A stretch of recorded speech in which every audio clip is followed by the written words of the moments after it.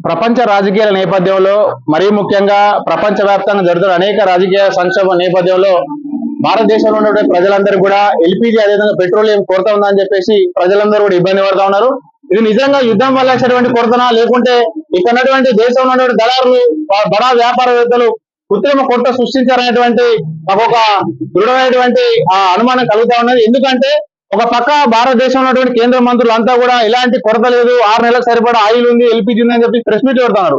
మరో పక్క క్షేత్రస్థాయిలో చూసినట్టయితే ప్రజలు గ్యాస్ సిలిండర్ బుక్ కాక, గ్యాస్ లేక అనేక ఇబ్బంది పడుతున్నారు. మరొక పక్క పట్టణ ప్రాంతాల్లో హోటళ్లకు సంబంధించిన సిబ్బంది అంతా కూడా కమర్షియల్ గ్యాస్ లేక ఒక్కొక్క రోజు 2 రోజులు హోటల్ మూసేసే పరిస్థితులు చాలా ఉన్నాయి. మాకు వ్యక్తిగతంగా అదేవిధంగా చాలా మంది చెప్తున్నారు కూడా. ఒక పక్క యుద్ధాన్ని ఆపేయాలని చెప్పేసి భారత్ ముక్త కంఠంతో చెప్తా ఉన్నది. కానీ ఈ దేశ నరేంద్ర మోడీ, ఈ దేశ ప్రధాని అమెరికా సపోర్ట్ చేస్తున్నారు. అమెరికా పెత్తందారు వ్యవస్థను ప్రపంచాన్ని కూడా తన గుప్పిట్లో పెట్టుకునేందుకు అన్ని దేశాలపై ఆయిల్ కోసం, ముడి చమురు కోసం పెత్తందారు వ్యవస్థ సృష్టిస్తూ దేశ అధ్యక్షులను చంపుతూ ఈరోజు భారతదేశం అదేవిధంగా ప్రపంచం అంతా కూడా ఒక 3వ ప్రపంచం వైపు తీసుకెళ్తా ఉన్నది మంచి పద్ధతి కాదు. యుద్ధం వద్దు, శాంతి కావాలన్నటువంటి అంశాన్ని ఈ భారతదేశంలో ప్రజలందరూ ప్రధానంగా సిపిఐ కోరుకుంటా ఉన్నది. అదేవిధంగా దేశంలో నాయకులందరూ కూడా చెప్తా ఉన్నారు, ఎలాంటి కొరత లేదు, 6 నెలల సరిపడా ఆయిల్ ఉంది, ఎల్పీజీ ఉందని. అయ్యా నాయకులారా, అయ్యా అధికారులారా, కొరత లేదు అంటే మీ నెల కొరత లేకపోవడం కాదు. కొరత లేదంటే మీ అందరికీ కూడా అందుబాటులో 10,000 సిలిండర్లు ఇవ్వడం కాదు.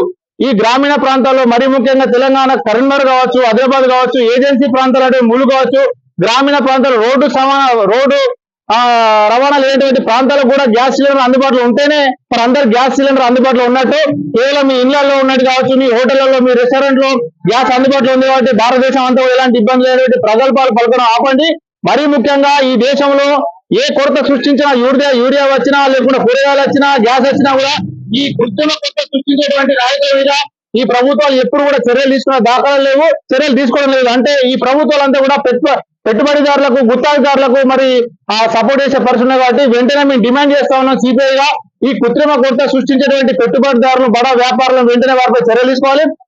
క్షేత్రస్థాయిలో గ్రామీణ ప్రాంతాల్లో ఎల్పీజీ కావచ్చు, అదేవిధంగా ఆయిల్ సంబంధించినటువంటి మరి నిల్వలు ఏవైతే పూర్తి స్థాయిలో అందుబాటులో తేవాలని చెప్పేసి కూడా ఈ సందర్భంగా డిమాండ్ చేస్తూ ఈ నిరసన కార్యక్రమం ప్రధానంగా ప్రజలకు అందుబాటులో ఎల్పీజీ కావచ్చు, ఆయిల్ కూడా అందుబాటులో తేవాలని చెప్పేసి సిపిఐ ఆధ్వర్యంలో నిరసన కార్యక్రమం చేయడం జరిగింది.